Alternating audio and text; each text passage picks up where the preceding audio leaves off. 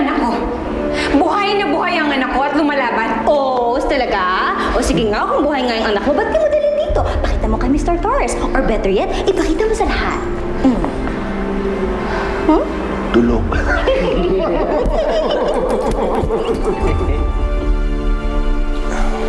Lester? Ito na nga pala yung passbook mo.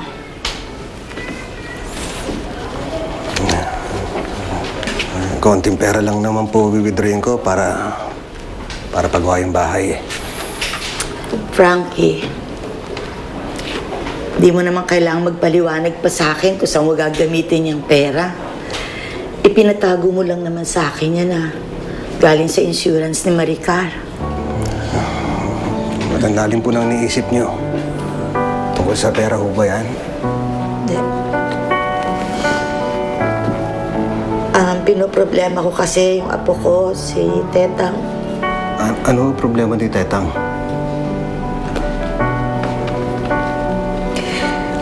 Hindi ko kasi alam kung hanggang kailan ako magsisinungaling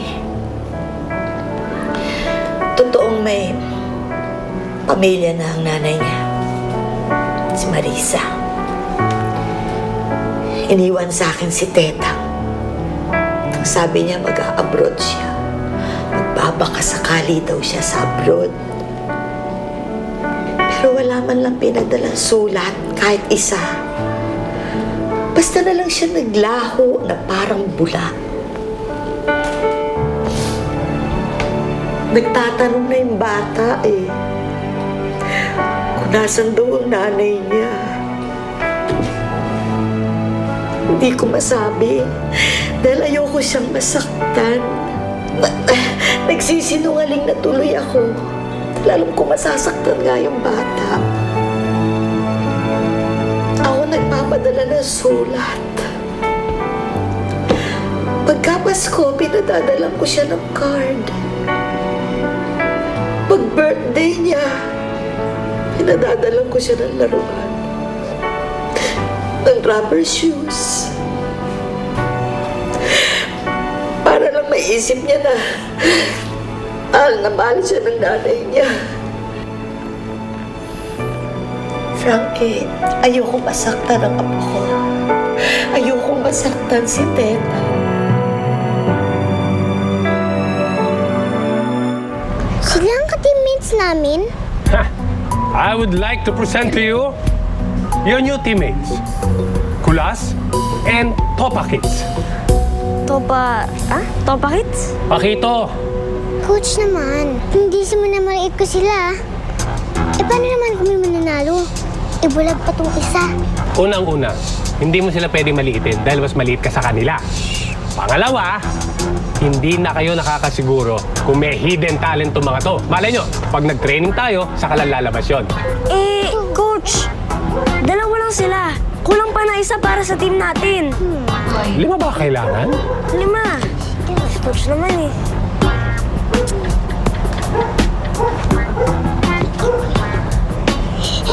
Pare, halika dito! Di na kayo galit sa akin? Hindi naman talaga kami galit sa'yo. At alam mo, bata lang tayo. Magkukumpare pa. At ang magkukumpare, hindi nagtatanim ng galit sa isa't isa. Pare, sorry nga pala dun sa inasta ko noon. Wala yun. Yan ang team ko. Ayos.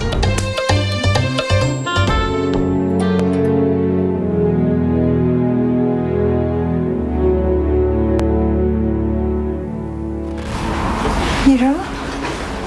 Hiro, anak. Anong ginagawa mo? Ma, salamat po na gusto niyong tulungan si Kikoy. Na gusto niya ibigay yung mga gamit ko sa kanya.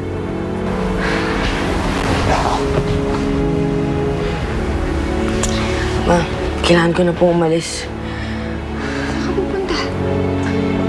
Hanapin ko na po yung mga tunay kong mga magulang.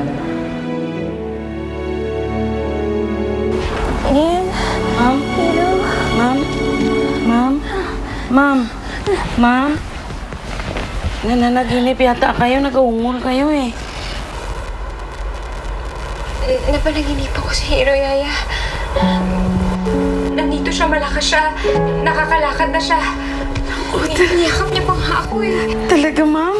Naku, sana mapanaginipan ko din ang alaga ko. Yaya, maghanap kayo ng mga gamit na pwedeng ibigay kay Kikoy. Doon sa mga damit niya. Halika, maghanap tayo. Ay, naku, ma'am. Yung mga sapatos niya, Yaya. Hanapin natin, baka may pwede tayong ibigay dyan sa mga yan. Baka pwede ito, oh. Itong kanyang lucky shoes, luma na naman ito, eh. Yaya naman, alam niyo naman kung gaano ka-importante sa kanya to, di ba? Sige, ma'am. Pero baka meron pa dyan, ma'am, eh. Tignan kaya natin doon sa ano. Sandali, ma'am, ha. Tignan ko doon sa may kabilang kabinet. Baka meron pa doon.